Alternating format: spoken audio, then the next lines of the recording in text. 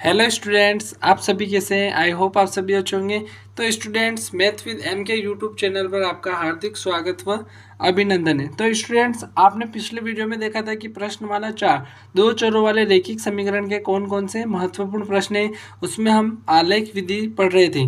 तो उसमें हमने क्या किया था, एक रैखिक समीकरण दी हुई थी जिसका हमने क्या खींचा था, आलेख खींचा था। उसी प्रकार के और प्रश्नों पर हम चर्चा करेंगे। देखिए, इस प्रश्न पर हम चर्चा कर चुके हैं कि रैखिक समीकरण x + y = 4 का आलेख खींचिए। तो यह प्रश्न पर चर्चा की थी। यह प्रश्न अपने कितने नंबर का आएगा, वार्षिक परीक्षा में 6 से 7 नंबर का आएगा।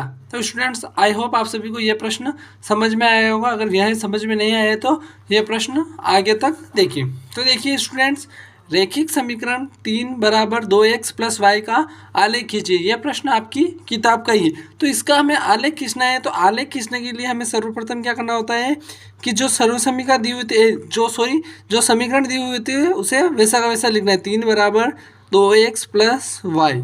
तो ये समीकरण को ऐसा कैसा लिखना होता है। उसके बाद हमें क्या करना होता है, एक्स और वाई में से दोनों में से किसी को भी एक तरफ रखना है, बाकी सभी संख्याओं को दूसरी तरफ भेजना है। तो हम वाई को क्या रखेंगे, एक तरफ रखेंगे, बाकी सबको दूसरी तरफ। तो वाई के वाई 3 इधर है तो 3 के 3, और ये 2x इधर भेज देंगे तो क्या हो जाएगा, -2x। तो अपने पास ये क्या आ गई, समीकरण आ गई। अब इस समीकरण में क्या करेंगे, हम x की जगह मान रखेंगे और हम क्या करेंगे, हल प्राप्त करेंगे। इसके पहले हमें क्या करना होगा, यहाँ पर एक सारणी बना लेते हैं हम। तो यहाँ पर एक सारणी बनाएंगे जिसमें कितने, कम से कम 4 कॉलम बनाएंगे, 1 2 3 और 4। तो ये 4 कॉलम की, इसमें क्या लिखना है, x, इस पर क्या लिखना है, y। तो y = 3 - 2x अपने पास क्या है, समीकरण है, रैखिक समीकरण है। अब इसका क्या करना है, हमें हल प्राप्त करना है। तो इस समीकरण में एक बार हम क्या रखेंगे, x = 0।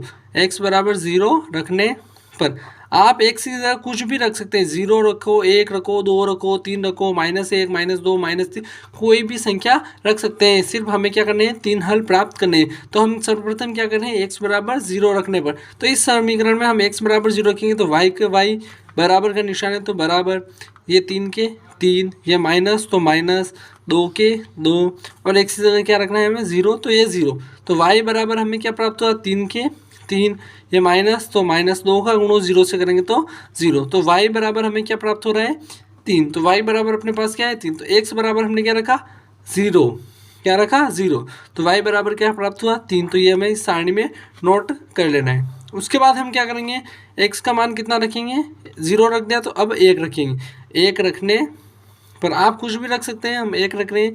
तो x का मान कितना रख रहे हैं, हम 1 रख रहे हैं। तो इस समीकरण में रखने हैं y का y, तो y बराबर के, तो बराबर 3 के 3, ये माइनस तो माइनस, 2 तो ये 2, और x की जगह में क्या रखना है, 1, तो ये 1।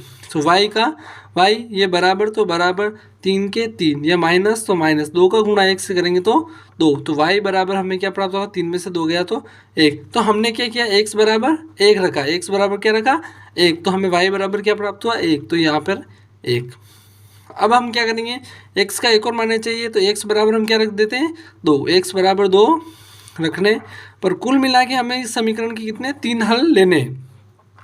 तो y के जगह y बराबर का बराबर, 3 की जगह 3, ये माइनस तो माइनस, ये 2 तो 2, और x की जगह हमें कितना रखना है, 2। तो x की जगह 2। तो y का y बराबर तो बराबर, ये 3 के 3, ये माइनस तो माइनस, 2 का गुणा 2 से करेंगे तो 4। तो y का y बराबर तो बराबर, 3 में से 4 गया तो माइनस का 1, 3 में से 4 गया तो माइनस का 1, क्योंकि माइनस संख्या बड़ी है तो माइनस का चिन्ह लग गया। तो हमने क्या रखा, x बराबर क्या रखा, 2। तो हमें y बराबर कितना प्राप्त हुआ, -1। तो ये स्टूडेंट्स आपके सामने यह सारणी आ गई है। अब इस सारणी को देखकर हमें क्या करना है, आलेख खींचना है। तो हम कौन सी विधि पढ़ रहे हैं, आलेखी विधि पढ़ रहे हैं, तो हमें आलेख खींचना है। तो इस सारणी को देखते हुए हमें आलेख खींचना है। तो मैं सारणी आपके लिए एक बार और सुव्यवस्था के लिए एक बार और सारणी बना लेता हूँ, तो आपको अच्छे से समझ में आए। आपको वापस सारणी नहीं बनानी, मैं तो आपकी सुविधा के लिए बना रहा हूँ। x की जगह 0, x का x और 0। आपने फर्स्ट कॉलम में क्या था, 0 3, तो 0 3, 1 1 2 और -1, तो ये ऐसा ऐसा बना लिया। उसके बाद हमें क्या करना होता है कि यहाँ पर क्या करना है, आलेख बनाना है हमें। तो इसके लिए हम क्या करेंगे, पहले कार्तीय तल बनाएंगे। इस प्रकार से क्या करेंगे, कार्तीय तल को निरूपित करेंगे।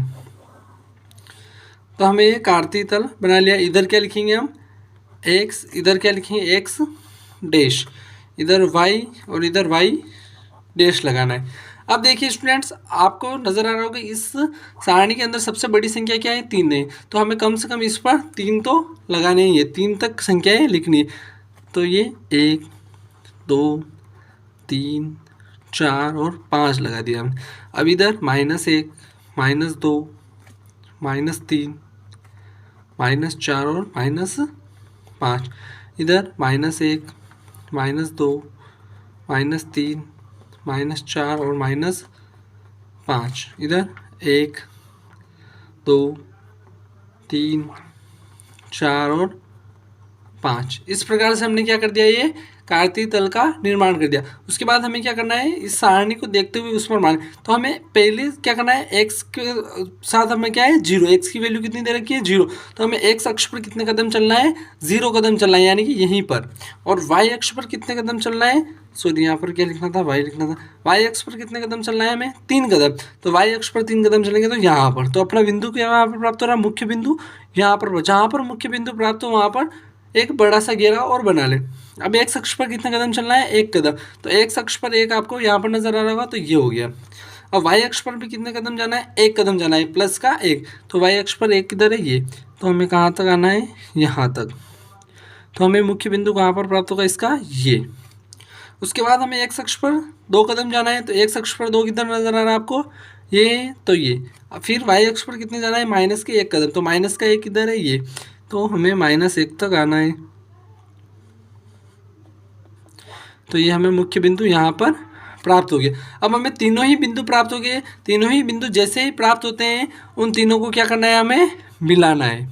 आपको स्कूल में या जहाँ पर भी आप एग्ज़ाम दो, वहाँ पर आपको किसका इस्तेमाल करना है, स्केल का इस्तेमाल करना है और पेंसिल से ग्राफ को खींचना है। तो हमें ये क्या होगी, एक रेखा प्राप्त होगी। अगर ये रेखा आपकी सीधी आ रही है, इसका मतलब आपका सवाल क्या है, सही है। और ये रेखा अगर सीधी नहीं आती है, इसका मतलब आपका सवाल क्या है कि आपने गलत कर दिया है। तो आपने ये रेखा सीधी आ रही है, मतलब ये क्या है, सही है। उसके बाद हमें क्या करना है, इसको नाम देना होता है। तो 3 = 2x + y, ऐसा का ऐसा लिखना है। इस रेखा को क्या नाम देना है, 3 = 2x + y, क्योंकि ये हमें इस रैखिक समीकरण से एक ग्राफ प्राप्त हो रहा है, इसलिए ये रैखिक समीकरण हमने यहाँ पर लिख दिए।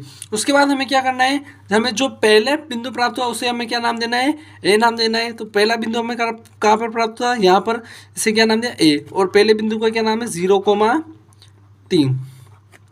दूसरा बिंदु कहाँ पर प्राप्त हुआ, यहाँ पर, उसको क्या नाम दिया, ए बी नाम दिया और 1,1। और तीसरा बिंदु यहाँ पर है, ये सी, 2, -1, ये 2, -1। तो ये सवाल आपका हल हो गया। तो स्टूडेंट्स, मैं आशा करता हूँ कि आपको ये सवाल समझ में आया होगा। उसके बाद हम देखते हैं इसी प्रकार का एक और प्रश्न है, लेकिन वो प्रश्न हमें हल कराने की आवश्यकता नहीं है, क्योंकि मैं आशा करता हूं कि आपको रैखिक समीकरण वाले सारे के सारे सवाल आप किताब के अब कर सकते हैं। क्योंकि हमारे वार्षिक परीक्षा नज़दीक है, इसलिए हम आपको सारे के सारे सवाल नहीं करवा सकते हैं। तो स्टूडेंट्स, आपको वीडियो कैसा लगा, अगर आपको वीडियो अच्छा लगा हो तो लाइक करें, कमेंट करें व सब्सक्राइब ज़रूर करें। Thank you for this video.